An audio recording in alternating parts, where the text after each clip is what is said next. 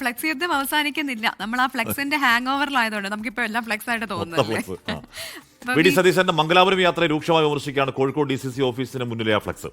അദാനി ഗ്രൂപ്പുമായി V D സതീശന് രഹസ്യ ബന്ധമെന്നാണ് വിമർശനം. കോഴിക്കോട്ടെ കോൺഗ്രസുകാർ എന്ന പേരിലാണ് ഫ്ലക്സ് ഉയർന്നത്. അനീഷ് ദേവസിയാണ് കോഴിക്കോട് നിന്ന് വിവരങ്ങളുമായി ചേരുന്നത്. Aneesh, good morning. ഇപ്പോൾ ഫ്ലെക്സ് യുദ്ധത്തിന് അവസാനമില്ല. നമ്മൾ മുൻപ് സൂചിപ്പിച്ച വാർത്തയാണിത്. മംഗലാപുരം യാത്രയെ ഏത് തരത്തിലാണ് ഇവർ വിമർശിക്കുന്നത്? എന്തൊക്കെയാണ് ആ ഫ്ലെക്സിൽ പറയുന്നത്? പരിമിത, ഗുഡ് മോർണിംഗ്. ഏതായാലും കോൺഗ്രസിൽ ഈ ഫ്ലെക്സ് യുദ്ധം അവസാനിക്കുന്നില്ല, വീണ്ടും തുടരുകയാണ്.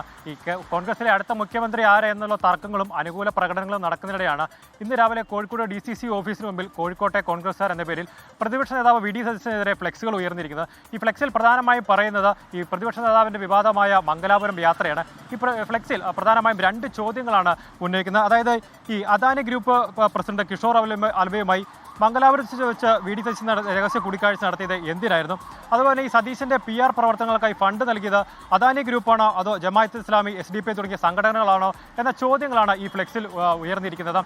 ഏതായാലും ഈ കോൺഗ്രസിലെ ഗ്രൂപ്പ് സമവാക്യങ്ങൾ മാറുന്നില്ല എന്നൊരു സൂചനയാണ് ഈ ഫ്ലെക്സിലൂടെ രാഷ്ട്രീയ നിരീക്ഷകർ നിരീക്ഷിക്കുന്നത്. ഇന്നലെയാണ് ഈ വി ഡി സതീശനെ മുഖ്യമന്ത്രിയാക്കണമെന്ന് ആവശ്യപ്പെട്ടുകൊണ്ട് സംസ്ഥാനത്തുടനീളം വി ഡി സതീശൻ അനുകൂലികളുടെ പ്രകടനം നടന്നത്. ഇതിനെ തുടർന്നാണ് ഇന്ന് രാവിലെ കോഴിക്കോട് ഇങ്ങനെ ഒരു ഫ്ലെക്സ് ഉയർന്നിരിക്കുന്നത്. ഇന്ന് രാവിലെ തിരുവനന്തപുരത്തും ഫ്ലെക്സുകൾ ഉയർന്നിരുന്നു. ഏതായാലും ഈ വി ഡി സതീശന് ഒരു ജനപിന്തുണ ഉണ്ടായിരുന്നു. ഈ ജനപിന്തുണയാണ് അദ്ദേഹത്തിന് ഇന്നലെ ഈ അനുകൂല പ്രകടനങ്ങൾ നടത്തിയത്. ഏതായാലും ഇന്ന് ഇതുപോലെ ഒരു ഫ്ലെക്സ് വരാനുണ്ടായ ഒരു കാരണം ഈ ഹൈക്കമാൻഡിന്റെ മുൻപിലും അതുപോലെ പാർട്ടി അണികളുടെ മുൻപിലും വി ഡി സതീശന്റെ ഒരു വ്യക്തിത്വത്തെ ചോദ്യം ചെയ്യുന്ന രീതിയിലാണ് ഈ ഫ്ലെക്സുകൾ വന്നിരിക്കുന്നത്.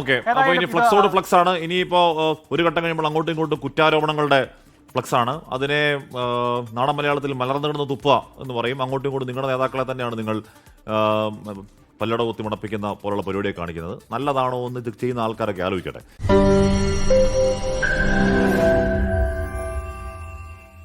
ലോകത്തെവിടെയായാലും ഏത് സമയത്തും 24 വാർത്തകളും ഓഗ്മെന്റഡ് റിയാലിറ്റി പാക്കേജുകളും എക്സ്പ്ലെയിനറുകളും വിശദമായി കാണാൻ ഞങ്ങളുടെ YouTube ചാനൽ നിങ്ങൾക്ക് സബ്സ്ക്രൈബ് ചെയ്യാം.